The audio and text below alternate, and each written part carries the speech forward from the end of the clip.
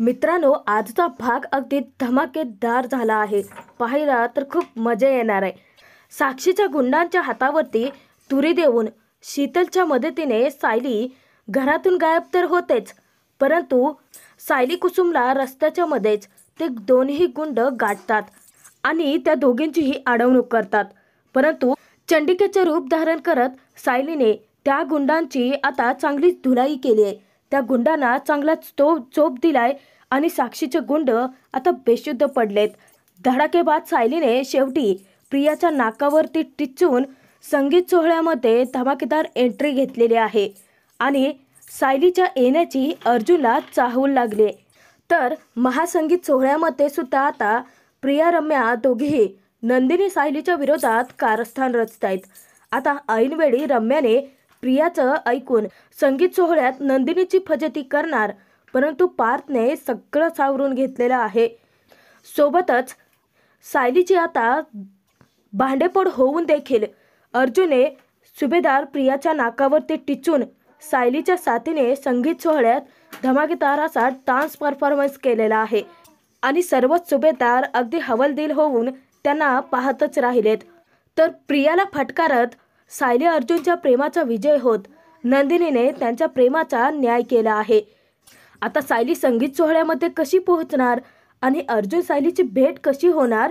प्रियाच्या नाकावरती टिचून अर्जुन सायलीच्या साथीने संगीत सोहळ्यात डान्स परफॉर्मन्स नक्की कसा करेल ते व्हिडिओत पाहणारच आहोत. शेवटपर्यंत बघायला विसरू नका. ठरलं तर मग मालिकेच्या आजच्या 8 फेब्रुवारीच्या भागात प्रियाला रम्याचा फोन येतो. तर प्रिया रम्याला विचारते की बोल काय झालंय. तेव्हा रम्या म्हणते की काही ठीक नाहीये, आमच्या इकडे ना लग्न सुरू आहे. म्हणजे लग्न माझ्या मामाच्या मुलाचं आहे, परंतु माझ्यासाठी तर माझ्या पार्थचं आहे. रम्याच्या बोलण्यातच प्रियाला इशारा कळतो. तर रम्या प्रियाला रिक्वेस्ट करते, हे बघ उद्या आमच्या इथे संगीत सोहळा आहे, तू प्लीज इकडे येते का? तेव्हा प्रिया रम्याला सांगते की अगं मी कशी येणार, कारण माझंही लग्न सुरू आहे आणि उद्या आमचाही संगीत सोहळा आहे. तर धक्क्याने रम्या विचारते की काय तन्वी, तू लग्न करतेस आणि साधं मला सांगितलं सुद्धा नाहीस? तेव्हा प्रिया तिला समजावते की रम्या अगं हे सगळं ना इतकं घाईघाईत झालं ना की तुला मला कळवताच नाही आलं. खुश होत प्रिया रम्याला सांगते, माझं लग्न तर त्या मुलाशी होतंय ज्याच्यावर माझं प्रेम आहे, अर्जुन सुभेदार. तेव्हा रम्या तिला म्हणते की खरंच खूप भाग्यवान आहेस हा तन्वी. रम्याला तिच्या मदतीसाठी प्रियाची गरज असते, परंतु आता प्रियाचं स्वतःचंच लग्न आहे म्हटल्यानंतर रम्या तिला समजूनही घेते आणि दोघेही आता फोन ठेवून देतात. परंतु रम्याच्या बोलण्याने प्रियाच्या डोक्यात प्रकाश पडतो आणि सायलीला घाबरलेली प्रिया आता विचार करते की हा तर करेक्ट मार्ग आहे. जर इथे लग्न ठेवलं तर सायली पोहोचूच शकणार नाही. तर प्रिया लगेचच रम्याला फोन करून तिची मदत मागते. काही वेळानंतर प्रियाने घरातील सर्वांनाच एकत्र बोलावलेलं असतं. तर प्रिया घरातील सर्वांनाच सांगते की मी एक निर्णय घेतलाय. खरं तर माझा निर्णय झालाच आहे. माझी एक मैत्रीण आहे रम्या, तिच्या मामे भावाचं लग्न आहे. मला असं वाटतं की माझं आणि अर्जुनचं लग्न आपण तिकडे नाशिकलाच करूयात. तेव्हा सर्वच जण आश्चर्याने एकमेकांनाच पाहायला लागतात. तर प्रियाला पूर्णाजी म्हणते की तन्वी अगं, परंतु तेव्हा प्रिया म्हणते की पूर्णाजी प्लीज समजून घे ना. हे बघ, आपण जर लग्न पनवेलला ठेवलं ना तर ती सायली मध्येच तडमडेल आणि नक्कीच काहीतरी विघ्न आणेल. प्रिया सायलीला आता प्रचंड घाबरून गेली, परंतु सायलीचा हुकुमी अक्का विमल ही माहिती तिच्यापर्यंत पोहोचवणारच आहे. यापासून तर प्रिया गाफील असते ना. ती सायली जर मध्यरात्री घरात शिरू शकते तर संगीत सोहळ्यात येऊन विघ्न आणायला तिला कितीसा वेळ लागणार आहे. आता प्रियाने या सगळ्यांना तर पट्टी पडवले आणि स्वतःची बाजूही पटवून दिले. सगळे सुभेदार आता तिच्या होला हो करतात. आता प्रतापही म्हणतो की तन्वी तुझा मुद्दा पटतोय मला. रविराजही म्हणतात की हो, आणि तसंही तन्वीचं आजोळच नाशिक आहे ना, प्रतिमाचा जन्म तर तिथेच झालाय. तेव्हा पूर्णाजीही खूप खुश असते. ती म्हणते की हो हो, आपण लग्न जर नाशिकला ठेवलं तर जुन्या आपल्या माणसांशीही भेटू शकतो. तर कल्पना स्वतः प्रियाचं कौतुक करत म्हणते, नाशिकला लग्न ठेवायची कल्पना खरंच खूप सुंदर आहे बरं का. म्हणजे तुमच्या लग्नामध्ये मला कोणताही विघ्न येऊ द्यायचं नाही आहे. तर रविराजही म्हणतात की हो, माझ्या प्रतिमाच्या नाशिकच्या काही जुन्या आठवणी आहेतच. आता प्रतिमाला ते आठवत नसतील. रविराज प्रतिमाला विचारतात, तुला मान्य आहे ना तन्वीचा निर्णय? परंतु प्रतिमाला हे बिलकुल पटत नसतं की हे सगळेच जण फक्त स्वार्थी विचार करतायत. इतक्यातच अस्मिता मोठ्यानेच म्हणते की ठरलं तर मग आपलं अर्जुन आणि तन्वीच्या लग्नाचा संगीत सोहळा आणि लग्न हे दोन्ही आपण नाशिकमध्ये करायचं. आता प्रियाने सर्वांना छानसं असं पटवून दिलेलं असतं. सर्व सुभेदार तिच्या होला हो करतात. अखेर त्यांचा निर्णय झालेलाच असतो. परंतु बातमी पोहोचवायला विमल ही सज्जच असते. तर प्रिया अगदी आनंदाने वेडीपिसीच होते आणि घरातील सर्वांना विचारते की मग नाशिक फायनल ना? तेव्हा पूर्णाची म्हणते की हो अगदीच. तर सर्वच जण सुभेदार आता एकमेकांशी गप्पा मारत असतात. तर तीच संधी साधून विमल पटकन किचनमध्ये येते आणि गुपचूप चैतन्याला फोन करून बातमी देते, चैतन्य दादा, सायलीताईला लग्नात पोहोचू द्यायचं नाही आहे म्हणून तन्वीताईने कंबरच कसली. चैतन्य डोक्यालाच हात लावतो आणि विमलला विचारतो की अरे देवा, आता काय करून ठेवला आणखी तिने. तेव्हा विमल घडला सगळा प्रकार सांगते की कसं प्रियाने नाशिकचा मुद्दा काढला आणि घरातील सर्वांना तो पटला देखील. घरातल्या सर्वांनीच प्रियाला आता लग्न संगीत सोहळा नाशिकला करण्याची संमतीही दिली आहे. आता चैतन्यालाच टेन्शन येतं. परंतु सुभेदारांनी पनवेलमध्ये जो सुरुवातीला हॉल बुकिंग केलेला असतो तो पाहण्यासाठी इकडे चाळीतून सायली कुसुम निघाल्याच्या असतात. तर जाता जाता कुसुम सायलीला म्हणते की आपण अख्खा हॉल आधी चेक करूयात आणि त्यानंतर पुढचं प्लॅनिंग करूयात. इतक्यातच साक्षीचे तैनात असलेले 2 गुंड सायली कुसुमला घाबरवतात. तर तो गुंड सायलीला धमकवतो की गुपचूप घरात जायचं. तेव्हा सायली विचारते की कोण आहात तुम्ही आणि आम्हाला का अडवताय?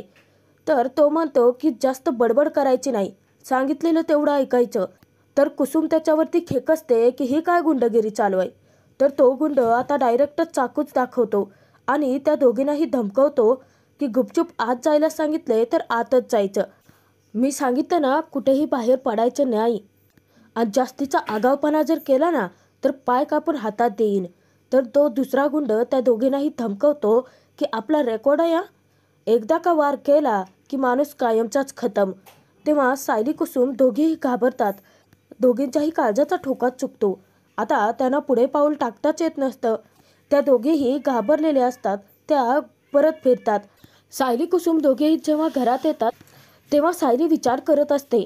परंतु घाबरलेली कुसुमला मात्र संशय प्रियावरतीच असतो. सायलीला म्हणते की हे सगळं ना मुद्दाम प्रियाने केलं असणार आहे. इथपर्यंत मजल गेली का तिची? आधी तर फक्त तोंडाचा पट्टा चालत होता आणि आता गुंडगिरीवरती उतरली. सायली म्हणते की अगर आयादादा आले होते तेव्हा त्यांनी सांगितलं होतं ना की चाळीच्या बाहेर कोणीतरी 2 संशयास्पद माणसं त्यांना दिसली होती. नक्कीच ही तीच गुंड असणार आहेत. तर घाबरलेली कुसुम विचारते की म्हणजे सायली, आता तुला अर्जुनला भेटता नाही येणार? सायली, हे बघ मला खरंच खूप भीती वाटते आहे. तेव्हा सायली ही म्हणते की कुसुमताई, भीती तर मलाही वाटते, परंतु ही भीती मला आता दूर सारावी लागेल. आणि आता मला वाटलं होतं त्याच्यापेक्षा खूप जास्त भयानक आहे हे. परंतु मला असं शांत बसून नाही चालणार. मला माझी भीती दूर सारावीच लागेल. आता या संकटातून मार्ग तर देवी आईच काढेल, असं म्हणत सायली देवी आईकडे प्रार्थना करते. कुसुम तिथे म्हणते की सायली, माझं डोकं तर आता चालतच नाहीये, काय करायचं आपण पुढे? तेव्हा सायली म्हणते की कुसुमताई, अगं मला ना जाऊन तो लग्नाचा हॉल बघायचा होता, कारण संगीतही तिथेच होणार होतं ना. मला तो हॉल नीट चेक करायचा होता की जेणेकरून वेळेच्या आत मी अर्जुन सरांपर्यंत कशी पोहोचेल यासाठी मला मार्ग शोधायचा होता. परंतु आता तर सगळंच अवघड होऊन बसले. असं दोघेही विचार करत असता एक आशेचा किरण येतो, म्हणजे चैतन्याचा त्यांना फोन येतो. तर कुसुम फोन पाहताच सायलीला म्हणते की चैतन्य सरांचा फोन आहे. तर सायली फोन रिसीव करताच विचारते की काय झालंय चैतन्य भाऊजी? तेव्हा चैतन्य म्हणतो की सायली वहिनी, अगं खूप मोठा गोंधळ झालाय. म्हणजे त्या लग्नात तुला पोहोचूच द्यायचं नाहीये, त्या लग्नापासून तुला दूर ठेवायचं आहे, म्हणून त्या प्रियाने एक वेगळीच खेळी खेळली आहे. तिने लग्नाची जागाच बदलली आहे. तेव्हा सायली विचारते की नक्की काय घडलंय?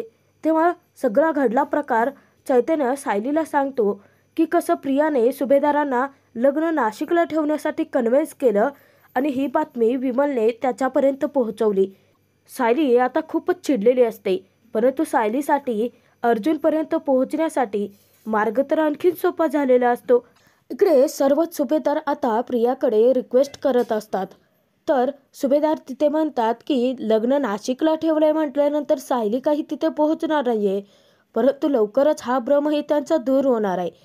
तर कल्पना प्रियाला रिक्वेस्ट करते की आता अर्जुनचं लग्न आहे म्हटल्यानंतर या लग्नात चैतन्य तर हवाच ना. तेव्हा प्रियाला मोठा धक्काच बसतो, कारण तिला माहिती आहे चैतन्य आला तर तो सायलीला घेऊनच येईल आणि नक्कीच काहीतरी विघ्न आणेल. तर पूर्णाजी देखील म्हणते की हो, अर्जुन चैतन्य म्हणजे लहानपणापासूनचे मित्र, अगदी संयमिक जोडी. आणि प्रियाला ती ही विनंती करते की चैतन्य लग्नात तर असायलाच हवंय ना. तर प्रतापही तिला समजावतो की तन्वी, तसंही आपण म्हटलं होतं ना की अक्षता टाकायला चैतन्याला आपण बोलवायचंच, मग आता तो संगीत सोहळ्यालाही असू देत ना. तर तिथे अश्विनला देखील खूपच वाईट वाटत असतं. तोही म्हणतो की तन्वी प्लीज येऊ दे ना, आम्हाला खरंच खूप वाईट वाटतंय, तो आमच्यासोबत असायला हवाय ना. तेव्हा आता प्रिया मूग गिळून गप्पच असते. तर स्वतः रविराज तिथे पुढाकार घेत म्हणतात की अरे मग बोलवा ना. रविराज तर उलट सुभेदारांना हे सांगतात की कित्येक गोष्टी आपण तन्वीच्या मनासारखे केले आहेत. एक गोष्ट तिच्या मनाविरुद्ध घडली तर काय हरकत आहे, हो ना तन्वी. आता प्रिया मनात विचार करते की आता जास्त ताणून धरलं तर हे लोक माझ्या मनाविरुद्ध चैतन्याला बोलवतीलच, त्यापेक्षा होकार देऊन मनाचा मोठेपणा तर मिळवते ना. प्रिया तिथे म्हणते की कसं आहे ना, चैतन्याशी तसं मला वागावं लागलं त्यासाठी मला खूपच गिल्टी वाटतंय, परंतु मामी तू चैतन्याला खरंच बोलावून घे अगं. सगळे सुभेदार खूप खुश झालेले असतात, परंतु आता चैतन्य अर्जुनच्या लग्नाला येणार तर सायलीचा मार्ग तर सोपा होणार असतो. तर प्रतिमाला देखील तिथे खूपच आनंद होतो. अस्मिता म्हणते मम्मा मग लगेच कॉल कर चैतन्याला आणि बोलावून घे. तर कल्पना लगेचच चैतन्याला फोन करते. चैतन्य कल्पनाचा फोन आलेला पाहताच आश्चर्यचकित होतो. विचारात पडतो की मावशी का कॉल करत असेल. तर चैतन्याने फोन रिसीव करताच कल्पना त्याला म्हणते की हे बघ चैतन्य, आता काही प्रश्नही विचारू नकोस आणि कोणत्या कारणांवरून वादही घालू नकोस, तुला अर्जुनच्या लग्नाला यायचं आहे. तर प्रतापही सांगतो उद्या ना संगीत सोहळा आहे, त्यामुळे फक्त लग्नाला यायचं नाही आहेस, आमच्यासोबत संगीत सोहळ्याला यायचं आहे आणि तिथे राहायचं देखील आहे, कारण अर्जुनचं लग्न आहे ना. तर पूर्णाजी देखील म्हणते की चैतू आम्ही तुझी वाट बघतोय, लवकर ये बघ.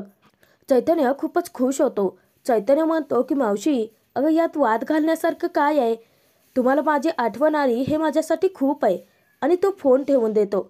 तर रात्रीच्या वेळी प्रियाने साक्षीला फोन केलेला असतो आणि प्रिया आधीचीच सायलीला खूप घाबरलेली असते, कारण सायली कधी काय करेल सांगता येणार नसतं.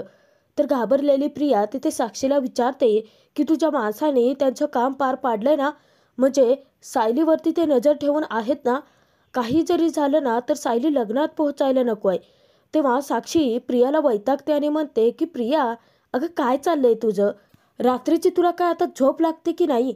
हे बघ सगळं कसं ठीकच आहे, सायलीने एकदा बाहेर पडण्याचा प्रयत्न केला होता, परंतु माझ्या माणसाने तिला धमकवलंय आणि आत पाठवलंय, त्यामुळे लग्नाचे पुढचे 3 दिवस तरी सायली काही घराबाहेर पडणार नाहीये. परंतु यांचा भ्रम असतो हा, आणि तोच भ्रम आता सायली चांगलंच मोडून काढणार असते. तर खुश होत प्रिया म्हणते की बरं झालं, मला ना आता शांत सुखाची झोप लागणार आहे. तर प्रियाच्या मनात अनेक प्रश्न असतातच. तर प्रिया साक्षीच्या माणसांवरती संशय घेत म्हणते की परंतु त्या सायलीने काही गडबड केली तर, आणि ती लग्नात पोहोचली तर. तेव्हा साक्षी तिच्यावरती ओरडते की प्रिया माझी माणसं आहेत, ते काम चोखच बजावणार आणि मी फोन ठेवते आता. साक्षीने फोन ठेवून देताच प्रिया विचार करते की या साक्षीला इतका ॲटिट्यूड आहे ना की ते सायलीला मी अडकवून ठेवले याचा आनंदही मला सेलिब्रेट करू देत नाही आहे. परंतु प्रिया खुश असते, कारण तिला वाटतं की आता साक्षीने सगळा बंदोबस्त केलाय, म्हणजे सायली काही लग्नात पोहोचणार नाहीये. तर दुसऱ्या दिवशी नाशिकला निघण्यासाठी सायली चक्क बॅग भरायला घेते. कुसुमताई येऊन विचारते की सायली कुठे जातोय आपण. तेव्हा सायली तिला म्हणते की हे बघ कुसुमताई, पटकन तुझी बॅग भरायला घे, आपण आता नाशिकला जाणार आहोत. कुसुमला धक्काच बसतो. ती विचारते की परंतु नाशिकला काय आहे? तर सायली म्हणते की वाटेत जाताना मी तुला सगळं सांगेनच कुसुमताई. तर घाबरलेली कुसुम विचारते की परंतु सायली, तू भानावर ये जरा. माहिती आहे ना, त्या प्रियाने गुंड तैनात केलेत. त्यांची नजर चुकून आपण कसे जाणार आहोत? तेव्हा सायली म्हणते की जावं तर लागणारच आहे ना. सायलीला काहीही झालं तरी अर्जुनपर्यंत पोहोचायचंच असतं. तर चिडलेली कुसुम म्हणते की त्या महामाया प्रियाने सगळे दरवाजे बंद केले आहेत. तू घरातून बाहेर पडू नये आणि अर्जुनला भेटू नये याची पुरेपूर त्या प्रियाने व्यवस्था केली आहे. परंतु सायली काही घाबरलेली नाहीये. उलट कुसुमला मोठ्या विश्वासाने सांगते की तरीही मी इथून बाहेर पडणारच आहे. सायलीने अगदी धाडसी निर्णय घेतलेला आहे. तर कुसुमला ती समजावते की त्या प्रियाने आपल्या मार्गात लाख संकटे आणू देत, तरीही मी त्या संकटावरती मात करून अर्जुन सरांपर्यंत पोहोचेनच कुसुमताई. कुसुमला तर आता सायलीचं कौतुक, अभिमान वाटायला लागतो. परंतु मनात भीती असलेली कुसुमताई सायलीला विचारते की हे सगळं कसं जमवून आणायचं आहे. तेव्हा सायलीचा प्लॅन तर ठरलेला असतो. नक्की साक्षीच्या माणसांची नजर चुकवून त्यांच्या हातावरती तुरी देऊन बिरबलयुक्तीने बाहेर कसं पडायचं आहे याचा सायलीने पुरेपूर बंदोबस्त केलेला असतो. आणि आपला प्लॅन कुसुमला ती समजावते. तेव्हा कुसुम खूप खुश होते आणि लगेचच ती बॅग भरायला घेते. आता ठरल्या प्लॅनप्रमाणे कुसुमताई बॅगा घेऊन बाहेर आलेली असते. सायली कुसुम दोघींचीही ॲक्टिंगला सुरुवात होते. तर कुसुम सायलीवरती ओरडण्याची नाटकं करते की अगं तू माझ्या मागे कशाला आली आहेस? तुला तर ताप आलाय ना. तू एक काम कर, ही लोणची पापडाची जी ऑर्डर आहे ना ती माझी मी पोहोचवते. जाऊन तू घोंगडे घेऊन झोप बरं. तर सायली तिथे म्हणते की बरं ठीक आहे, जाते मी. आणि त्या गुंडांच्या समोरच याने आता त्यांची ॲक्टिंग करून त्या दोघांनाही मस्त आता उल्लू बनवलेलं असतं. तर सायली गुपचूप घरात निघून जाते आणि कुसुमताई त्या दोघांच्या समोरून चाळीच्या बाहेर पडते. आता ठरल्या प्लॅनप्रमाणे सगळं त्यांच्या मनासारखंच होतं. कारण ते दोन गुंड तिथे आता बॅगामध्ये नक्की लोणची पापड आहेत की वेगळंच काही आहे ते सुद्धा चेक करत नाहीत आणि जाणाऱ्या कुसुमलाही अडवत नाहीत. तिथे आता कुसुमताई बाहेर जाते आणि सायलीची वाट पाहत असते. काही वेळानंतर सायली ही चोर पावलाने अगदी चाळीच्या बाहेर पडण्याचा प्रयत्न करते. पाहते तर ते दोन्ही गुंड आता एकमेकांशी बोलण्यातच व्यस्त असतात. तेव्हा त्यांच्या हातावरती तुरी देऊन सायलीला आता पसार व्हायचं तर असतं, परंतु सायलीला तितकीच भीतीही वाटते. सायली चोर पावलाने आता त्या गुंडांच्या पाठीमागे तर असते, परंतु आता त्यांचे लक्ष जाणार तर सायली पटकन शीतलच्या खोलीत शिरते आणि शीतलची जाऊन ती मदत मागते. तर शीतल तिला आता चेष्टेने विचारते की काय गं सायली, अर्जुन दादापर्यंत प्रेमपत्र वगैरे पोहोचवायचं आहे की काय? तेव्हा सायली म्हणते की ते काम नाही आहे, माझं खूप महत्त्वाचं काम आहे. तर सायली तिला प्लॅन समजावते की आमच्यावरती नजर ठेवून दोन गुंड बाहेर उभी आहेत आणि काही केल्या आम्हाला चाळीच्या बाहेर पडता येत नाही आहे. तरी आम्ही शक्कल लढवून कुसुमताई बाहेर गेली आहे, परंतु ती बाहेर जाऊन माझी वाट पाहते आणि अर्जुनला आता सायलीपर्यंत पोहोचायचं आहे. तेव्हा तिथे आता शीतल सायलीची मदत करायलाही तयार होते. सायलीने शीतलला प्लॅन तर समजावलेला असतो, तर शीतल तिथे आता सायलीच्या प्लॅनमध्ये सामील होते. त्या दोन गुंडांना मूर्खात काढायचं असतं. सायली शीतलच्या खोलीतून मागच्या खिडकीतून बाहेर पडते. तर तोचपर्यंत शीतल ठरल्या प्लॅनप्रमाणे कुसुमच्या घरी जाते. त्या गुंडांची नजर त्यांच्याकडे नसते. तर सायली तर आता त्यांच्या हातावर तुरी देऊन पसार तर झालेलीच असते. तर सायलीचा प्लॅन आता फत्तेच झालेला असतो. कारण सायली शीतलच्या खोलीच्या खिडकीतून बाहेर जरी पडली असती तरी अजून तिला चाळीच्या बाहेर पडता आलेलं नसतं. नेमकं तिथे साक्षीचा तिच्या गुंडांना फोन येतो. तर ते गुंड सांगतात की सायली काही घराबाहेर पडलेलीच नाही आहे, परंतु तिची बहीण आहे ना ती कुसुम, ती लोणची पापड घेऊन चाळीच्या बाहेर पडली. आता त्यांच्या पाठीमागेच सायली असते आणि अगदी चोर पावलाने ती त्यांची नजर चुकवून शेवटी कुसुमपर्यंत पोहोचतेच. सायलीला पाहता कुसुमच्या जीवात जीव येतो. तर सायली म्हणते की त्यांची नजर चुकवून कसंबसं तरी मी आले, चल पटकन आपण रिक्षा बघूयात आणि येथून निघूयात. तर सायलीला जसा संशय असतो त्याचप्रमाणे सगळं घडतं. तिने शीतलला कुसुमच्या रूममध्ये पांघरून घेऊन झोपायला सांगितलेलं असतं. तर ते गुंड दोन्ही आता सायली नक्की घरातच आहे ना ते पाहण्यासाठी निघालेले असतात. ते दोन्ही गुंड जेव्हा कुसुमच्या घरी जातात पाहतात तर त्यांना वाटतं की जसं काही सायली झोपलीच आहे आणि ते दोघेही आता मूर्खात निघालेले असतात. कारण सायलीच्या जागी तर पांघरून घेऊन शीतल झोपलेली असते. परंतु सायलीचा प्लॅन आता हा धोक्यातच आलेला असतो. कारण सायली जेव्हा रिक्षा थांबवते बाहेर तर नेमकं रिक्षा चाळीच्या समोरच येऊन थांबते. परंतु सायली कुसुम जेव्हा रिक्षात बसतात तेव्हा ते दोन्ही गुंडांनी त्यांना पाहिलेलं असतं. त्या दोघेही त्यांच्यावरती मात करण्याचा पूर्ण प्रयत्न करतात. परंतु ते दोन्ही गुंड बाईकवरून त्यांचा पाठलाग करत रस्त्याच्या मध्येच त्यांची अडवणूक करतात. सायली कुसुम दोघी आता धडाडीच्या निघतात. कारण साक्षीच्या गुंडांना सायली आता चांगलीच मात देते. ज्यावेळेस ते दोन्ही गुंड त्या दोघींच्याही बॅगा खेचत असतात तर सायली त्या गुंडाला जोराची ढकलते आणि कुसुमही. दोघीही आता एकेकाला चांगला चोप देतात.